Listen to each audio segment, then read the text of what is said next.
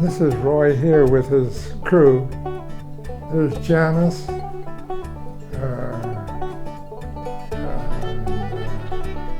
the three girls, I forget the name, but they're all up there. There's the whole crew up there.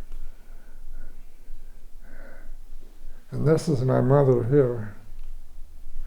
That's a great picture. That was the bar that Roy and I had when we first started the business. And he was the bartender. My dad was the bartender until we got home. Well, he didn't do too much. And this is me in the same place. There's Frank Mendes, and there's Pauline Koger. There's the lady that worked for me for years. Right there. Yeah. So you came back and you started working here. Well, the reason I said to my brother, I said, I want to do contract work. I want to be a contractor. He said, if you work for me for 6 months, get me working, get me started, and get me the business going, then you can go get your money, get your contract, get your license. Get your contractor's license then. Well, that was about 70-some years later. I was still here. This used to be the entrance to Roy's Club right here. Okay. This used to be the entrance. This wall here, from clear down to split the two places. There was one here and one there. Okay. And my dad used to, when they closed up one place, he'd open the other one. And that's the way he wanted. Yeah. But it used to be right down the middle here. And that used to be the bearing wall. And it used to go right straight down. But we opened it up when we come back from the service. We just took this part and that part over there. The other part back there where that dining room is used to be a storage room.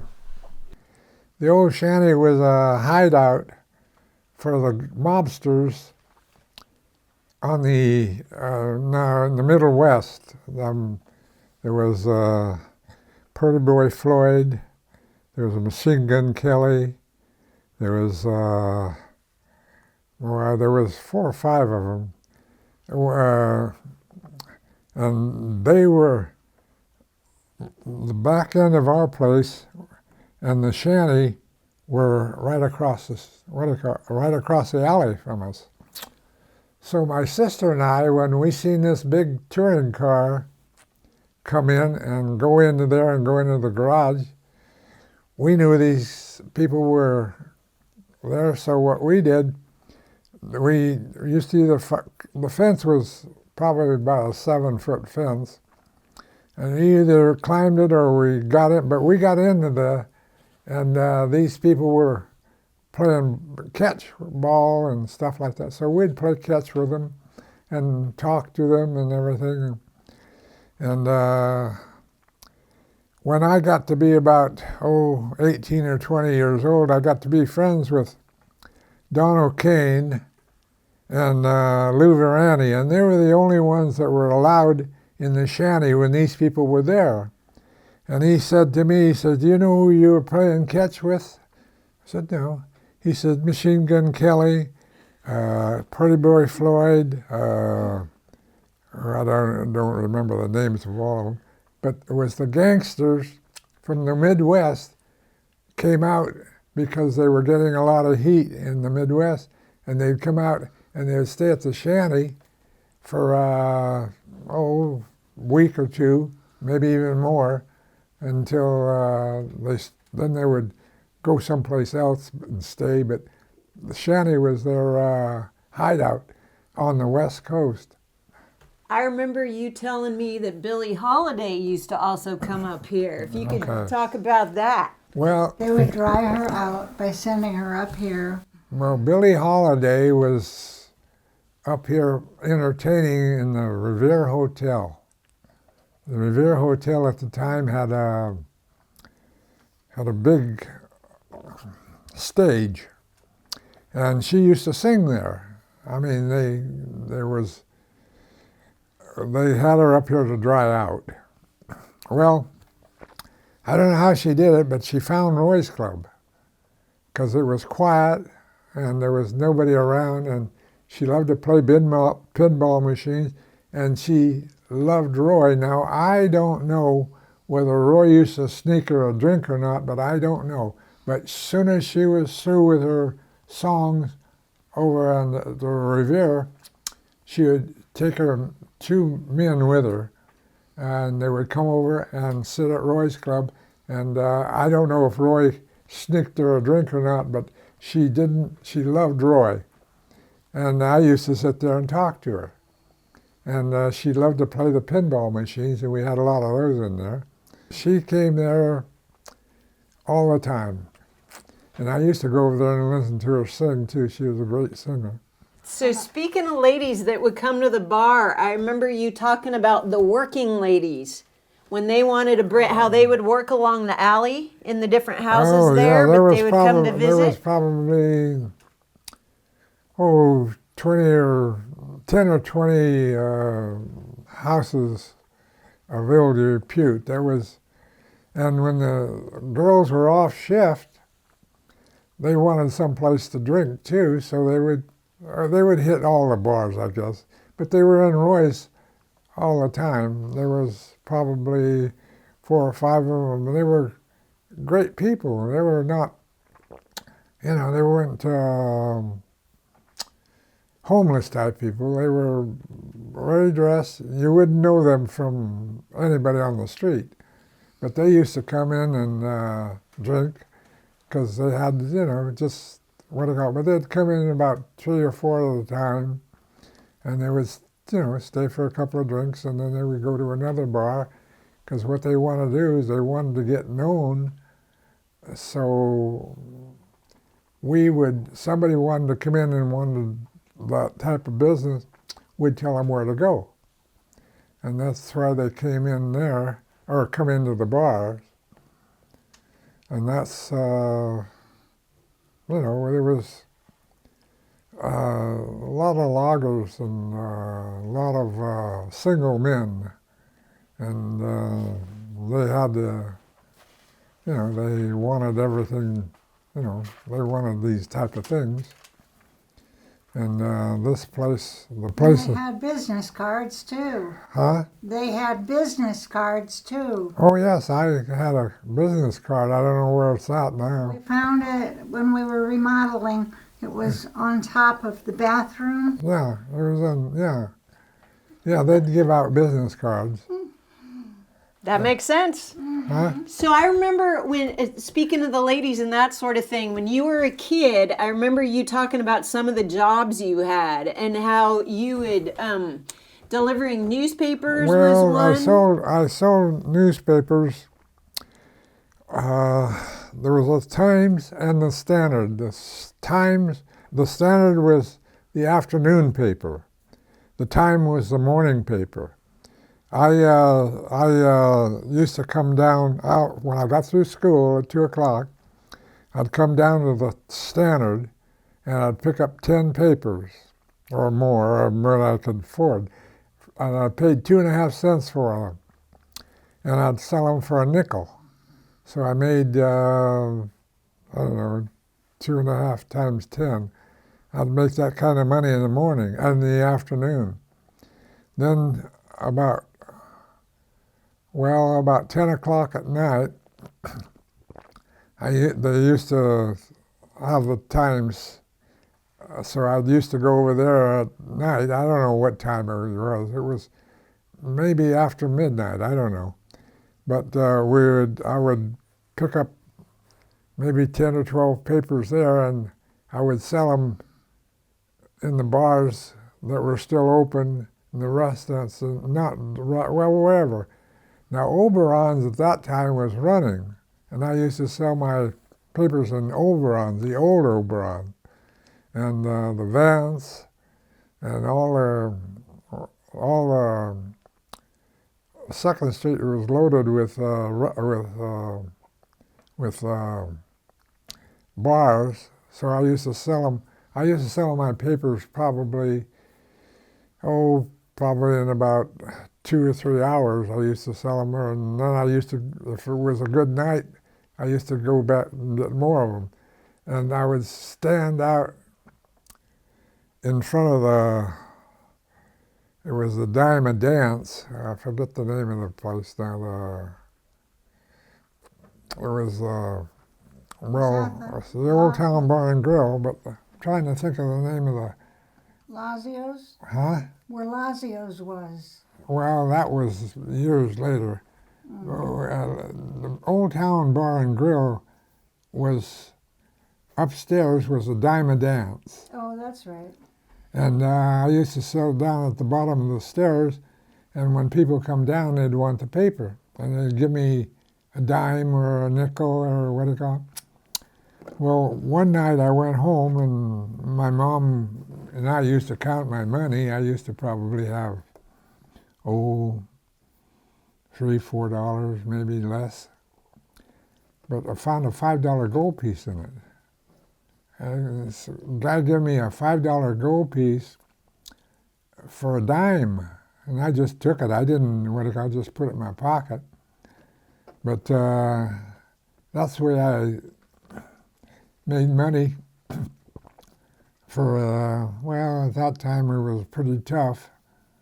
I forget why, but it was pretty tough at that time. I was probably about 14 or 15. It was during the Depression. So that makes sense. It was we didn't fare too well.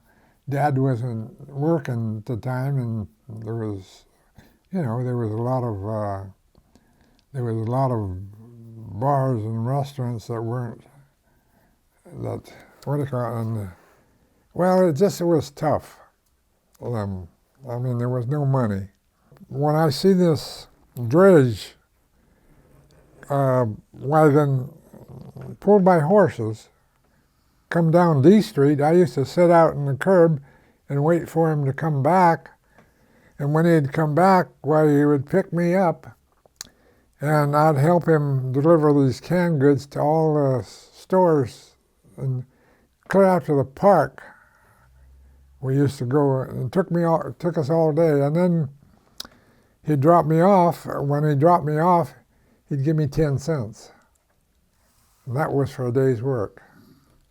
On 8th Street, there was a hotel there, but first it was the hospital I was born in. I was born in the hospital, or it was the Sequoia or the Trinity Hospital, one of the two. And I was born there in 1920.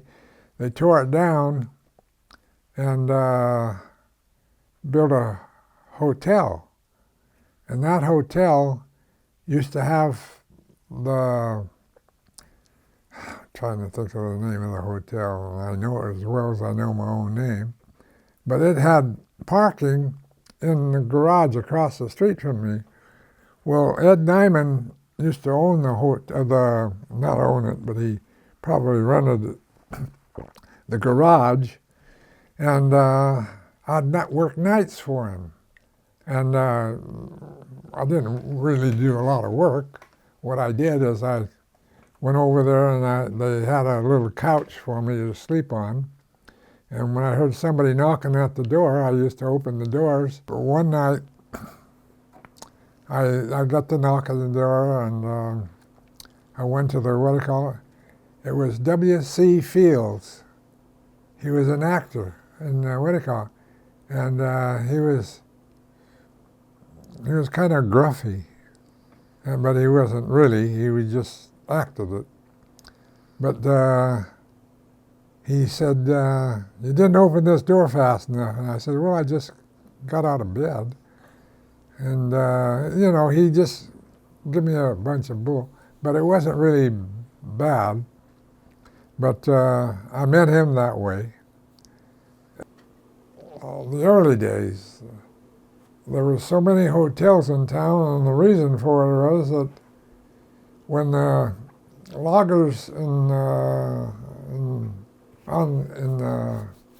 camps, there was maybe 3 or 4 camps, and they would all let out, and they'd get on the trains, they'd get on the flat cars, and on 2nd Street, when they'd come on, they'd all get off. There must have been maybe 60, 70 guys that get off of one of the flat cars from the woods on the days off, or maybe, I don't know. But they would all have to have a place to stay. That's why there was really a lot of hotels in town. I mean, really a lot of them. There was the old Grand Hotel, was the most beautiful hotel. They tore it down, or Myron Abrahamson bought it and tore it down. Where was that? Huh? Where was that? Right behind us. Right behind Roy's Club Where was Mendenhall's? was the old Grand Hotel. Yeah. Huh? Yeah, Mendenhall's. Yeah. 2nd and C, I think, right? What's that? 2nd and C. Yeah. Yeah. I've got old pictures. I've got Oh, some. you They're do? beautiful. Yeah. The inside was just, it was just a beautiful hotel. It had a balcony all the way around it. It had a lobby, a big, beautiful lobby. But Myron kept the Metropole, and we bought it from Myron Abrahamson. Bob and Pierre and I bought it. When I was in the service, I made a picture with John Wayne called The Fighting CBs. And they could see me in the picture because I was in a marching scene, and I was right up front, and I had 2 character actors. One was the Mad Russian, and one was Mertz, you know, the one that played Lucy and I was teaching them the manual of arms while marching. And they had the camera on us for about 3 or 4 seconds, or maybe a minute or 2. And that's why you can see me. Catherine's seen me. If you look up on there, you'll find the last check that I got when I worked at California Bell Factory. I worked 90-some hours and got paid $40-some. Was that the barrel factory in Arcata? That's right. That's where I worked in 1940.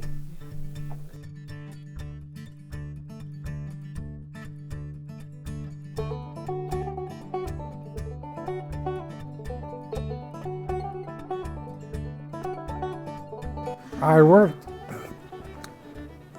as a bartender, not all the time, till I was 97 years old. I quit working, and we closed the place up when I was 97.